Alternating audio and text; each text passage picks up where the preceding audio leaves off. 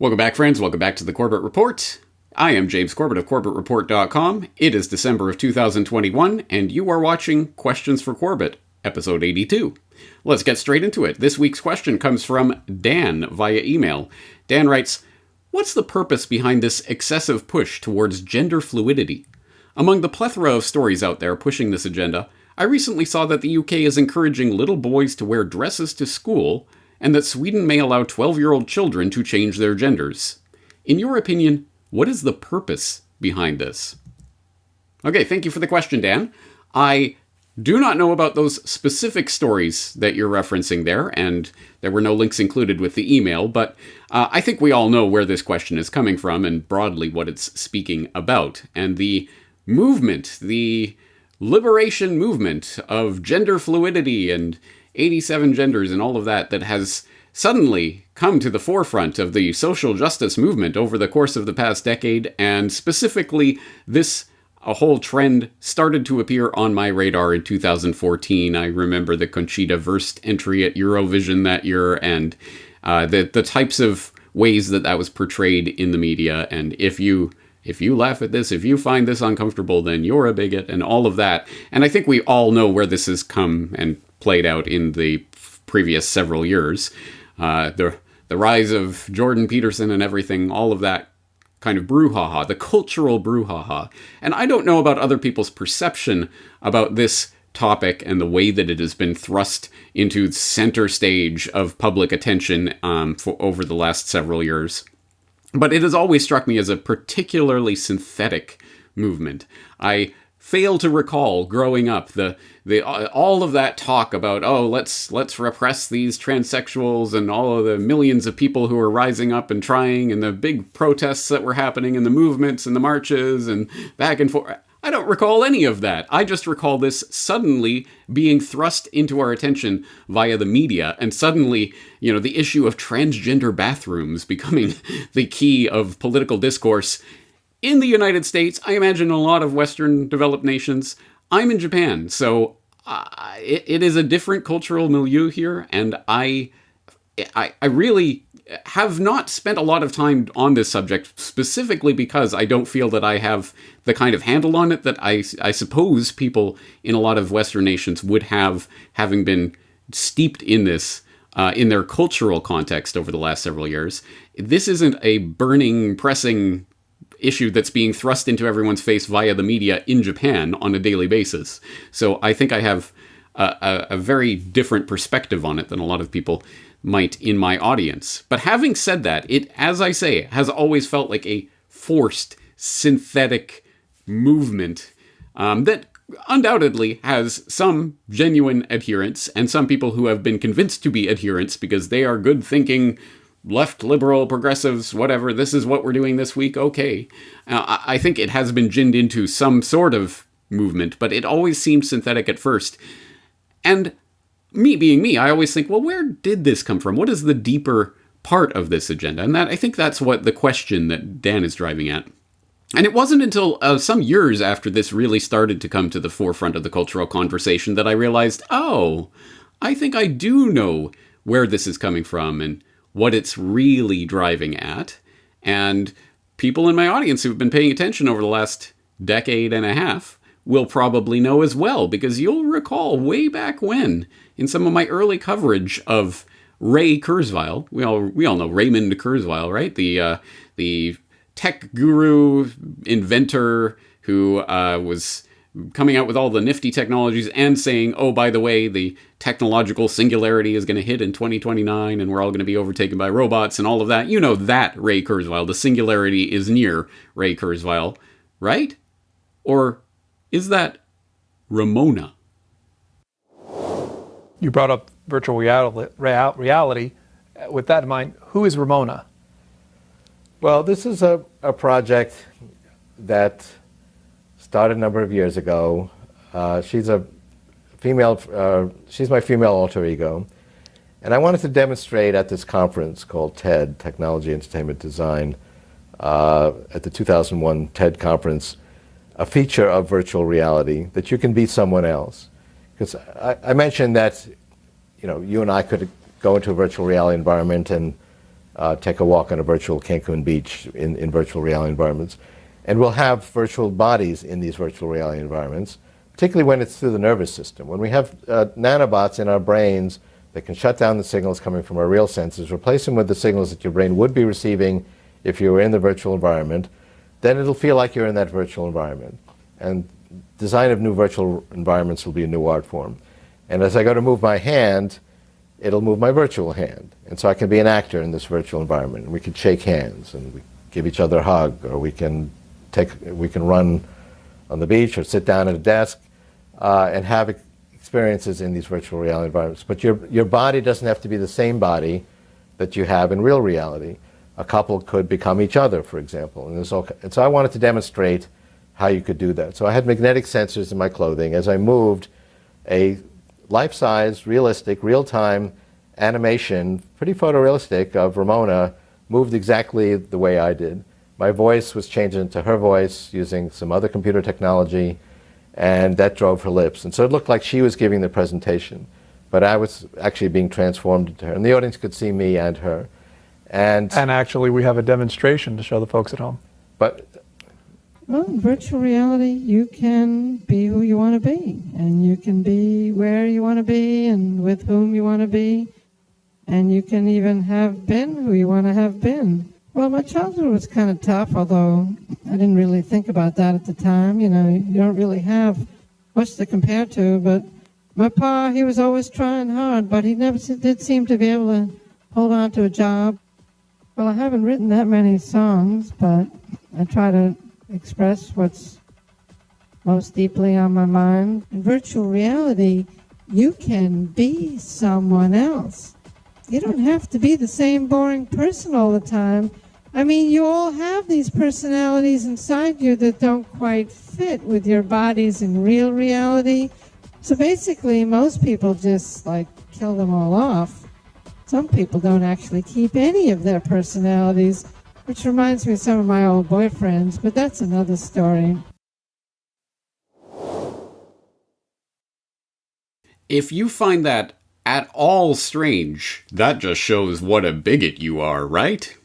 Well, how about the creators of the Matrix movies? You know, the Wachowski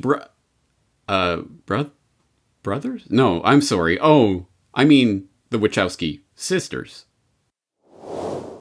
Ta-da! Lily Wachowski was all smiles as she picked up her GLAAD Media Award Saturday. The event marked her first public appearance since coming out as transgender. Since her announcement, Lily says the support has been overwhelmingly positive, especially from her sister and directing partner Lana, who is also a transgender woman. There's a critical eye being cast back on Lana's and my work through the lens of our transness. This is a cool thing because it's an excellent reminder that art is never static. I'm glad that people are talking about the movies, the Matrix movies, with a trans narrative. I love that how meaningful those films are to trans people, and the way that they come up to me and say, these movies saved my life. Because when you talk about transformation, specifically in the world of science fiction, which is just about imagination, it's and world building, and the idea of the seemingly impossible becoming possible, I think is that's why it speaks to them so much. And I'm grateful that I can be a part, throwing them a rope to help them along their journey. Well, okay, all right. There are some weird people different people in the technological transhuman robots and cyborgs and digital universe out there. Okay, but those are just different kinds of people in the creative space and what have you. I mean, this isn't what transhumanism is really about, right? I think I've been uncomfortable for a very long time. We know. I've been thinking ever since I was born that I don't belong in this body. Oh my God. It's all right. It's really okay, darling. I've been reading up on it. And I think I'm trans. Oh, sweetheart. Oh, it's all right, darling. I swear. It really is. Now look at us, we're fine. We're completely fine, aren't we? And I know we might be a bit slow and a bit old, and this is going to be confusing for us, and we'll make a mess of it sometimes, but we love you. We love you. We absolutely love you. We always will. I mean, we don't need to rush. We've got lots of time to talk about this. And if it turns out that we've got a lovely son instead of a lovely daughter, then we'll be happy. No, I'm not transsexual. Oh. Is that not the word now? But you said trans. What did we call you then? I'm not transsexual. I'm transhuman. Oh, okay. I'm sorry, they keep changing the words. I don't know the difference. I don't want to change sex. No, sure. We say gender now, don't we? I'm sorry. I said I'm not comfortable with my body, so I want to get rid of it. This thing. All the arms and legs and every single bit of it. I don't want to be flesh. I'm really sorry, but I'm going to escape this thing and become digital. What do you mean? They say one day, soon, they'll have clinics in Switzerland where you can go and you'll sign a form and they'll take your brain and download it into the cloud. And your body? Recycled. Into the earth. So you want to kill yourself? I want to live forever. As information, because that's what transhumans are, Mum. Not male or female, better. Where I'm going, there's no life or death. There's only data. I will be data. I'm not too bright, but I think there may be some sort of connection going on here between this synthetic push towards this gender fluidity movement that just spontaneously arose and is now the premier social justice issue of our lifetimes, and the transhumanist push, which is coming along behind it, riding on its coattails. Yes, I think it might be worth our time to explore a bit of the philosophical background to what is happening here, because I think once we put this in perspective, we realize this is not, again, just some spontaneous thing that's just coming out of from the bottom up, a people's movement. This is something that has been talked about, written about, and lusted after by certain people in certain movements for a very long time. So let's trace back the philosophical pedigree of this bizarre movement that is arising in the wake of this post-genderist push that is leading the way, spearheading the charge towards all forms of identity, liberation, so that we don't have to think of ourselves in terms of our body. Now we're digital avatars. I think you know where this is leading. But as I say, let's trace this back a little, and we could go back, say, a decade and a half to a paper written by a couple of people. It's called Postgenderism Beyond the Gender Binary, and it's by George Dvorsky, a Canadian bioethicist, transhumanist, and futurist, and James Hughes, a sociologist and bioethicist, teaching health policy at Trinity College in Hartford, Connecticut. So if you don't know about bioethics and how that might relate to a discussion like this, I would suggest that you take a look at my recent work on the subject of bioethics. But let's just read a little bit from the abstract of that paper to get a sense of what this paper is about. It says, "Postgenderism is an extrapolation of ways that technology is eroding the biological, psychological, and social role of gender, and an argument for why the erosion of binary gender will be liberatory. Postgenderists argue that gender is an arbitrary and unnecessary limitation on human potential, and foresee the elimination of involuntary biological and psychological gendering in the human species through the application of neurotechnology, biotechnology, and reproductive technologies. Postgenderists contend that dyadic gender roles and sexual dimorphisms are generally to the detriment of individuals in society. Assisted reproduction will make it possible for individuals of any sex to reproduce in any combinations they choose, birthing person, with or without mothers and fathers, in sneer quotes, and artificial wombs will make biological wombs unnecessary for reproduction. Greater biological fluidity and psychological androgyny will allow future persons to explore both masculine and feminine aspects of personality. Postgenderists do not call for the end of all gender traits or universal androgyny, but rather that those traits become a matter of choice. Bodies and personalities in our post-gender future will no longer be constrained and circumscribed by gendered traits, but enriched by their use in the palette of diverse self-expression. Well, there you go. It's all about liberation, guys, right? That's all this is about. It's just giving people more freedom to be what they want. Well, I'll let you read through this paper and come to your own conclusions about whether or not you agree with that. But just reading from the introduction, where they start, I think, to get to the point that they're really trying to hammer home in this paper. And I should note that this is from the IEET, the Institute for Ethics and Emerging Technologies. So I think we know what direction this is heading, right? But in the introduction, they write, efforts to ameliorate patriarchy and the disabilities of binary gender through social, educational, political, and economic reform can only achieve so much so long as the material basis, biological gendering of the body, brain, and reproduction remains fixed.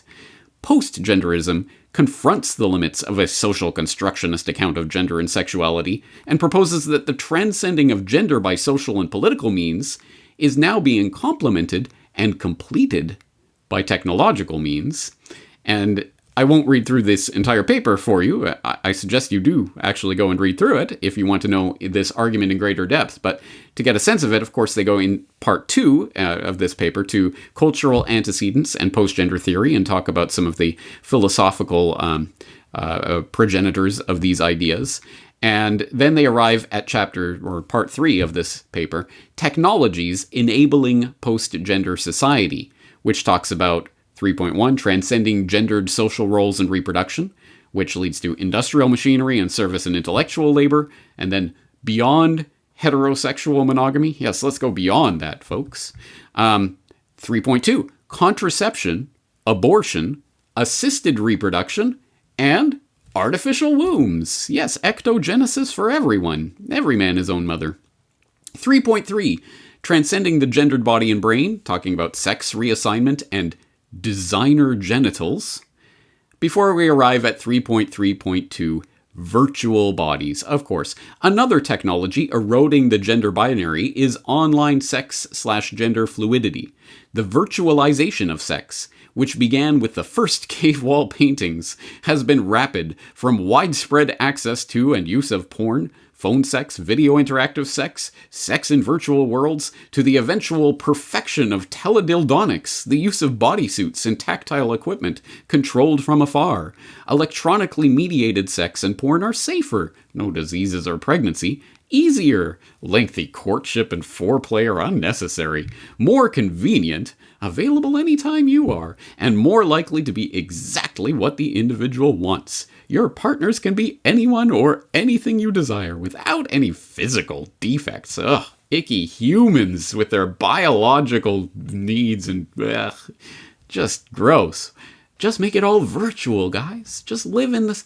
You don't need to live in this world. Live in the metaverse. Again, I think we know where this argument is going. But we could go even further back. That paper itself was first published in 2008. But they themselves, name check, as I say, various preceding philosophers who were working on this. And they talk, for example, about Donna Haraway, who in the 1980s wrote A Manifesto for Cyborgs, Science, Technology, and Socialist Feminism in the 1980s, which describes itself as an effort to build an ironic political myth faithful to feminism, socialism, and materialism. So it's okay, guys. I know this sounds far out and silly, but it's ironic, so it's okay. The paper defines a cyborg as a cybernetic organism, a hybrid of machine and organism, a creature of social reality, as well as a creature of fiction. And it goes on to talk about, the politics of cyborgs and cyborg sexuality and all of this kind of hypothetical stuff, shall we say. She writes, for example, from one perspective, a cyborg world is about the final imposition of a grid of control on the planet, about the final abstraction embodied in a Star War apocalypse waged in the name of defense, about the final appropriation of women's bodies in a masculinist orgy of war. ? From another perspective, a cyborg world might be about lived social and bodily realities in which people are not afraid of their joint kinship with animals and machines. Their joint kinship with animals and machines, not afraid of permanently partial identities and contradictory standpoints. Yeah. Oh, being consistent. Pfft, so passé. The political struggle is to see from both perspectives at once, because each reveals both dominations and possibilities unimaginable from the other vantage point. Stop thinking about things and trying to make sense of stuff. Just let everything happen all at once and be whatever, machine, animal, human, we're all just a kinship in this masculinist orgy of control that is somehow liberating. Whatever, stop, just turn off your brain, just accept. But I think actually this essay also does really gesture towards what this is about and where it's going at various points. For example, where she gestures towards the debate that has grown in feminist circles over the TERFs versus the non-TERFs, I guess, the trans-exclusionary radical feminists versus the trans-inclusionary radical feminists, the TERF versus the TERF. I don't know. I'm making that term up, but it should be a term. Anyway, of course, we've seen, for example, J.K. Rowling, the feminist, has been utterly unpersoned by a lot of feminists out there because she dares to say, well, I don't think trans women should be considered as women and be invading women's spaces and all this. You horrible witch! We excommunicate you. You can't come to the Harry Potter reunion. Anyway, I think that's gestured to way back in the 1980s by Haraway, who wrote, there is nothing about being female that naturally binds women. There is not even such a state as being female, itself a highly complex category constructed in contested sexual scientific discourses and other social practices. Yes, the obliteration of what we think of as our core parts of our identity. No, that's all construction, and so it can all go away, and we are just everything all at once. Yes, I identify as an attack helicopter, whatever. Anything is good. You are a machine, you are an animal, you are a human, you are a man, woman, both, whatever. Don't decide. You don't even have to decide. You're whatever you feel like in the moment that you feel like it. Do you get the sense that maybe there is something kind of deeper to this? That this isn't just some sort of, this is just some fun philosophy that the philosophers are toying with or something. Well, obviously, now that it is becoming more and more of a political thing and it's starting to intrude on people's lives and personal spaces, and you must address me by this pronoun or you will go to jail is increasingly on the table. Do you think that there may be something sort of deeper to this? That there's a reason why this is being pushed? If so, I think you are correct, and I will direct your attention not for the first time to Revolve, Man's Scientific Rise to Godhood by Aaron Franz, which was first published, I believe, in 2008. Let me see if I got that right. 2010. I got that completely wrong. Sorry, Aaron. Anyway, first published in 2010, exactly as I said. And you will remember this book because I did talk about it in my conversation with the LibertyWeekly.com folks about recommending books. This was one of my recommended books. And in that conversation, I noted that when I first read this book and wrote the foreword to it back in 2009-10, one chapter that didn't quite make sense to me at that time, or it made sense, but I didn't understand where it was coming from, was chapter 8 on postgenderism, exactly about this topic. But this is a book about sort of the esoteric aspects of the technological / transhuman revolution that was coming into view, certainly at that time, a decade plus ago. But postgenderism, what's Aaron talking about here? What does this have to do with it? Actually, this chapter 8 seems pretty prescient given the space that we're in now culturally. So he opens this chapter just by setting the table. One of the strangest trends within transhumanism is that of postgenderism, which is the idea of transcending gender itself. Postgenderism is yet another ism which buddies up with transhumanism. Postgenderists seek to go beyond the confines of their own male or female-specific bodies. Becoming postgender, one could merge both male and female traits to achieve gender singularity within the self. Another way to go could be to ignore both male and female to end up as some unknown form of neuter. By upgrading bodies and minds with varied transhuman technologies or surgeries, postgender posthumans could become something beyond male or female. This sounds bizarre and even ridiculous to most people who stumble upon the subject, but it should be understood that transhumanists are completely serious about it. They make frequent reference to it, both overtly and covertly. Postgenderism is an important part of their project. And as I say, even myself, a decade plus ago when I first read this, I didn't, really? Are you sure about this? Yeah. And he was exactly right about that, to the point where just less than a decade later, 9 years later, the BBC is posting up funny? Videos about girls coming out as transhuman to their parents. I'm going to become digital. What on earth? Well, as I say, this entire book is worth reading, but Aaron gets into the sort of the esoteric aspects of this and the sort of deeper meaning that is not really explicitly stated here. He does talk about some of the various examples of transhumanist and postgenderism and how those examples overlap, but he gets to the heart of it, I think, when he writes about what is more important to the human experience than reproduction. The act of regeneration has always been at the core of human experience and that of the entire living world. It perpetuates life itself. It is indeed one of the main themes within the mystery tradition and subsequently every religion that has ever existed. In the ancient world, fertility was adored and worshipped. Profound allegories of nature, the seasons, crops, and human life were intertwined. The Earth Mother, also known as Isis, has been known throughout the ages as the source of all material life. She is the goddess of 10,000 names. The marriage of the Heavenly Father and Isis symbolizes the act of creation. At one level, this allegory points to the physical regeneration of mankind, the joining of male and female in the creative process. Philosophically, the joining of male and female is the preferred method to harness the mystical and unseen creative force itself. In the alchemical process, the male and female portions of one's own mind being an abstract and intangible thing, may be joined so that an individual may become a creator in their own right. Within the mysteries, male has come to symbolize the unseen God-spirit aspect of creation, whereas female has been used to symbolize the physical material world itself. Creation requires both male and female to be effective.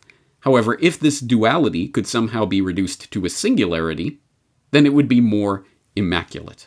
This is how the oneness of the mysteries is achieved. Today, we are seeing a literal interpretation of this mystic tradition. This is a direct reflection of a high esoteric religion. In its highest degrees, allegory is made literal. Mysticism has truly been used to gain control over the physical world and everything in it.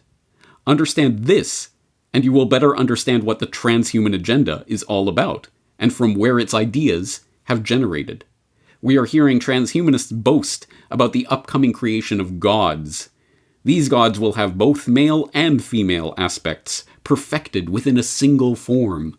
They will have the total power of creation scientifically reduced to a singularity. This is the ancient esoteric meaning behind the modern post-gender ideal.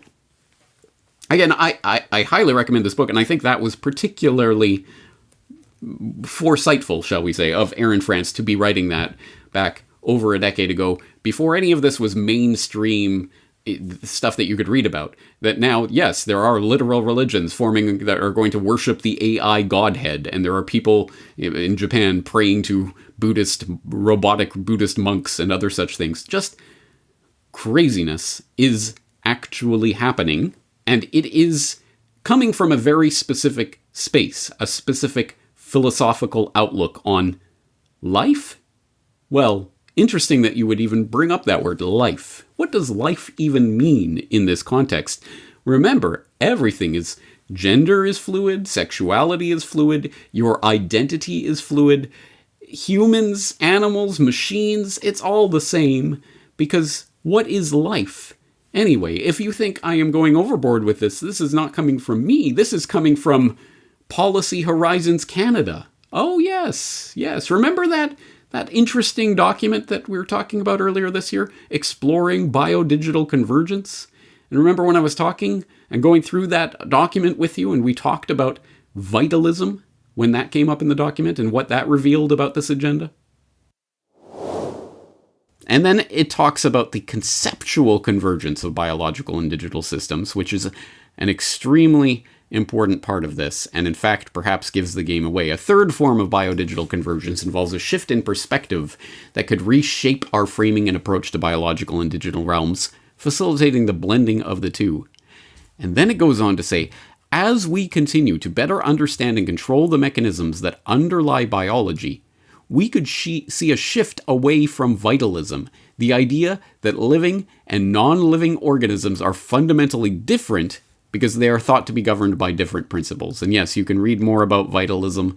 Vitalists hold that living organisms are fundamentally different from non-living entities because they contain some non-physical element or are governed by different principles than are inanimate things. And you can read about this philosophy and its history, but recognize what this is saying. If we do see this predicted shift away from vitalism, what does that mean? It means that, once again, they are trying to literalize the metaphor of the software of life running on our operating system in our genome and all of this type of metaphor that is being applied. No, they do not mean it as a metaphor. They are literally trying to say that we are biological computers, and we can and will be reprogrammed. You are nothing other than the matter that makes up your body, and that can be changed and manipulated in any way, and there's no line to be crossed. There's nothing fundamentally wrong. There is no even right or wrong when it comes to,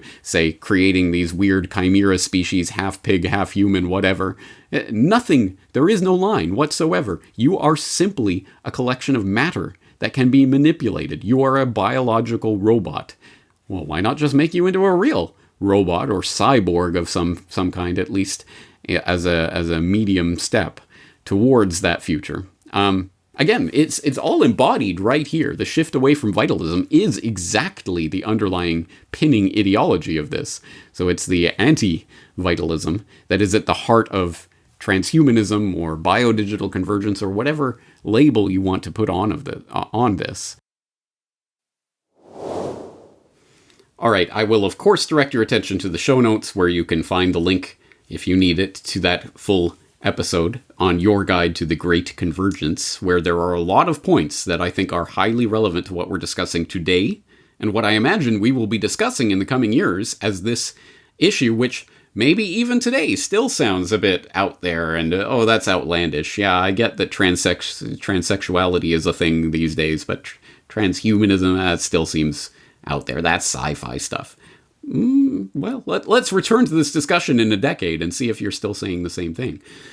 Now, as I say, all of the links to all of the things that I've talked about and cited are in the show notes for today, but I think this is the way to properly situate and contextualize the synthetic movement that has come along in recent years to push this agenda in front of the public, because as I hope people who have watched the most recent edition of Solutions watch, and if you have not yet, why not? Please do so. It is called Writing a New Narrative, and it stresses and underlines the point that the real people who truly do desire control over the world, or as much of it as they can get their greedy paws on, know that creating narratives and leading people along from step to step to step through story and through understanding shared meta-narratives about the world is the key to controlling society. And that's why trans rights is going to blend into the next stage, which will be transhuman rights. And it is it's perfectly obvious once you understand where this is coming from. But for the average person who's just following the news of the day and just going along from headline to headline, they will be strung along like a bull being led along by a ring through their nose. It is sad, but predictable. Anyway, you are now forewarned and forearmed, so you know where this is heading, and you know what this is really about. And you can make your own determination, your own line in the sand now, of whether or not you are something, you are simply a biological robot that can be programmed to do this or that at will, or whether there is something core and essential to your nature that transcends the material world. And again, obviously, I'm not going to make that determination for you. I leave it for yourself. But that actually, of course, is my other point today for any of the hard of thinking out there who do not understand what I am saying today. Of course, as an anarchist, I even if I presumed to want to step in and tell other people what they should or shouldn't be doing with their bodies, what would give me the right to do so? No, I'm not advocating for anyone to. Of course, people can go and do what they want. I do, of course, have fundamental objections when people start saying, well, if you don't call me by this particular pronoun, then you are going to go to jail, and start getting the state involved in that. Obviously, that, I think, does violate the non-aggression principle.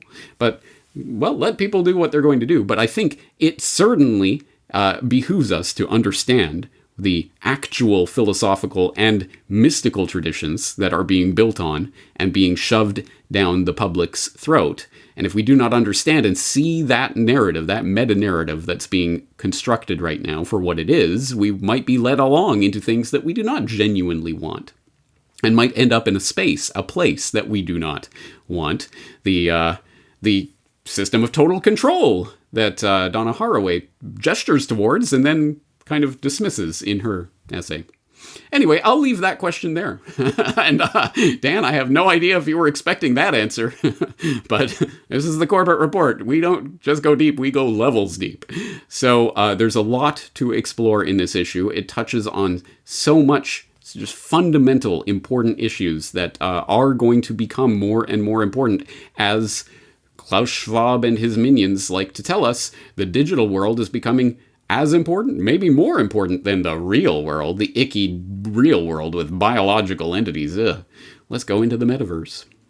Anyway, let's all keep our eye on this subject and eyes open about what this subject is really about, where it comes from, and where it's heading. On that note, I think we're going to leave it there for today. James Corbett, CorbettReport.com.